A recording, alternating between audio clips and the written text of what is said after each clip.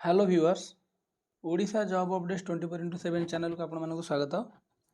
आज Indian oil तरफ बहुत बड़ खुशी खबर आसी जाइए 537 नंबर ऑफ अप्रेंटिस मानक पई नियुक्ति पई नोटिफिकेशन आसी। तेबे 2025 इंडियन ऑयल बहुत बड़ गोटे रेपुटेड संस्था जहाँ तरफ इंडियन पाइपलाइन डिविजन पई आसी vacancy government of India undertaking Indian oil चाकरी जहाँ गवर्नमेंट चाकरी से एडवर्टाइज नंबर ये पकई दीजिए। डेट 29/8/2025 लिखी engagement of apprentice under the apprentice act दीजिए इन पाइपलाइन डिविजन रे कौन करा अप्रेंटिस नियुक्ति करा। एबे देखिबा नोटिफिकेशन लार्जेस्ट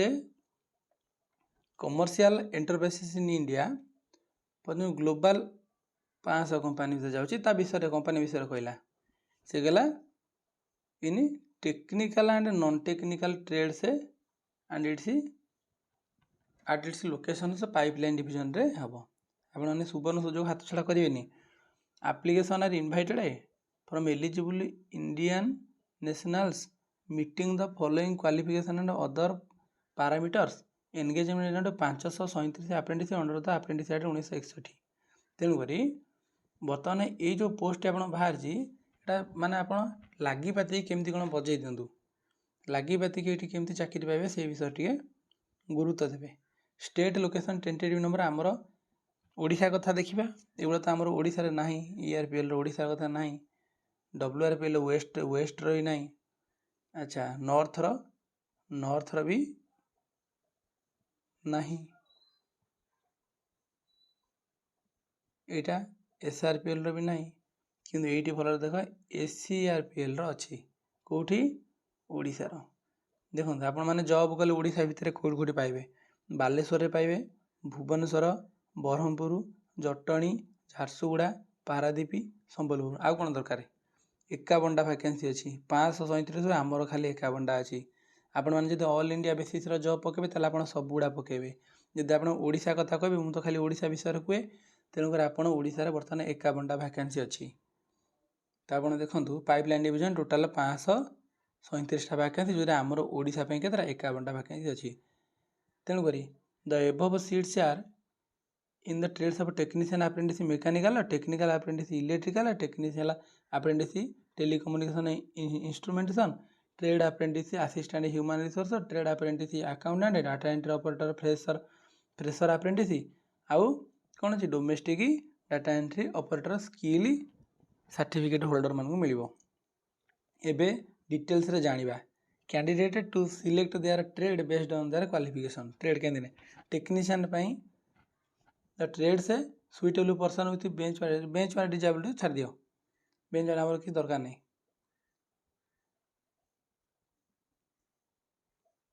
देखिए qualification eligibility criteria technical apprentice mechanical कौन तो दरकार आमर 3 year lateral पर आफ्टर +2 साइंस पर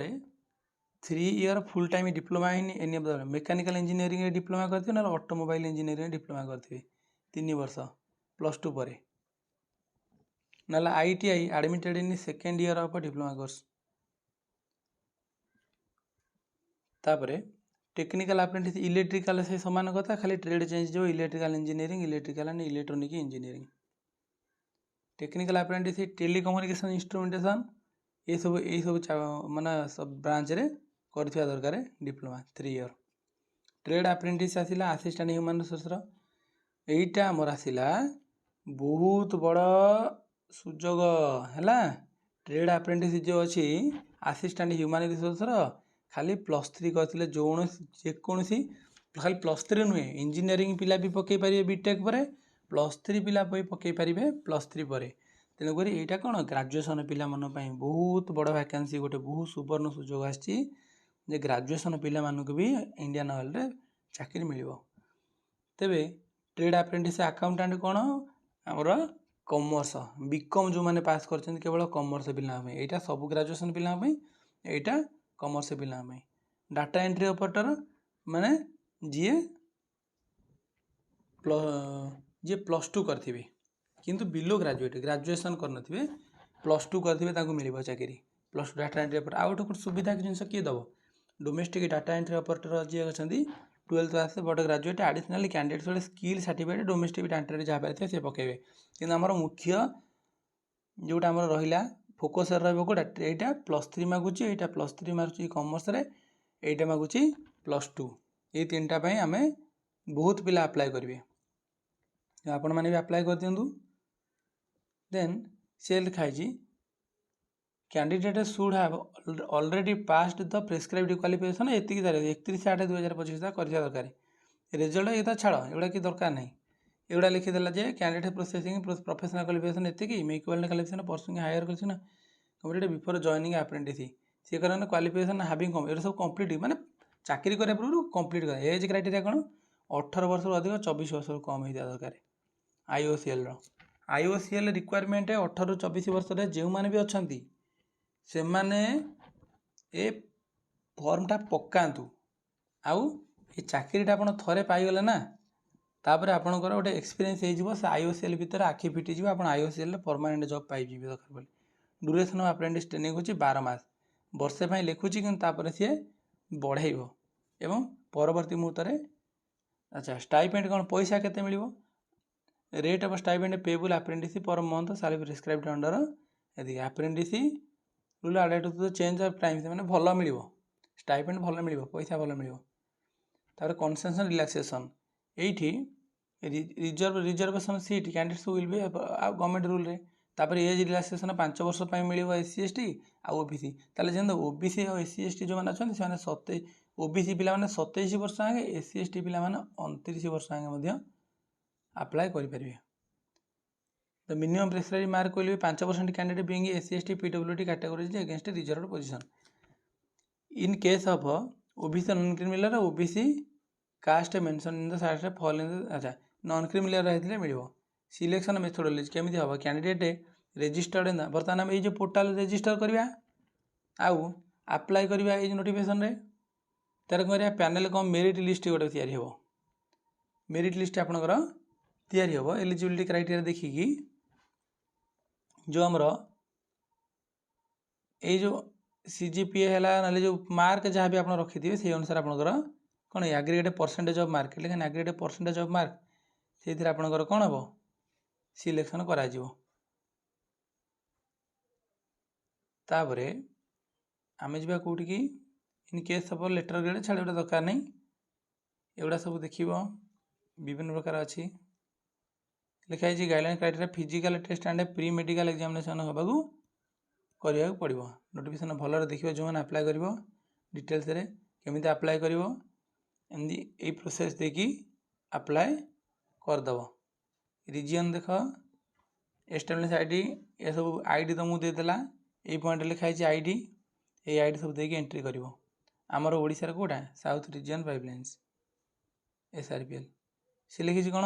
candidate must complete the application for opening opportunity that's from 29/8 ରୁ 18/9 है लास्ट डेट तेणुक अप्लाई जो मैंने भावुं करने से अप्लाई करदेटा भल हम यही सब अदर गाइडलाइन अच्छी से 29/8 ରୁ 18/9 पर्यंत देती कट ऑफ रेंज क्वालिफिकेशन साल भी सब सबू जिनस एज आउ क्वालिफिकेशन सब 31/8/2000 मैंने अगस्ट 31 सुधा आप निर्दिष्ट क्वालिफिकेशन ताकू पास कर दरकार आपन को एजटा भी से डेट देखा वेरिफिकेशन डॉक्यूमेंट आप डॉक्यूमेंट वेरिफिकेशन करा दशम तापर जहाँ भी तुम सर्टिफिकेट अच्छी मार्कशीट अच्छी तुम कौन कर वेरीफाए करा तापर जेनेराल इंस्ट्रक्शन कैंडिडेट मानू से सब सामान कथा बारंबार लिखाई 18/9/2025 पूर्व सब अप्लाई होता दरकार तेनाली बेसी किसी ना मेरिट लिस्ट बाहर आईओसीएल रिक्वायरमेंट अच्छी आप आईओसीएल पुणी से सामान जिन लिखला खाली ईमेल आईडी देदेला एसआरपीएल है SRPL@indianoil.in यहाँ मुख्य जिनस इंपोर्टाट की date of opening of online application 29/8/2025 date of submission of online application है 18/9/2025 अगस्ट 29 खोली सेप्टेम्बर 18 कौन हम बंद हो 20 दिन खोल बारंबार से कहे कौन प्रकार आपण मैंने जो मैंने इंटरेस्टेड अच्छा ऑफिशियल वेबसाइट टी आप कौन करेंगे विजिट करेंगे नुआ नोटिफिकेशन पाई। तो आपण मैंने धैर्यर सहित वीडियोटा देखिले से आपण मानक बहुत बहुत धन्यवाद। आईओसीएल वैकेंसी भल वैकेंसी आपण मैंने जो मैंने एलिजिबिलिटी क्राइटेरिया फिलअप कर दयाकोरी आपण मैंने देखंतु वीडियो देखि बहुत बहुत धन्यवाद। यहाँ +3 पिला बाहर चाकरी +2 पिला बाहर एवं +3 कॉमर्स बीकॉम पिला बाहर इंजीनियरिंग पिला भी ग्रेजुएशन करते जो +3 कौच ग्रेजुएशन करते भी से पकई पारे। वीडियो देखि बहुत बहुत धन्यवाद।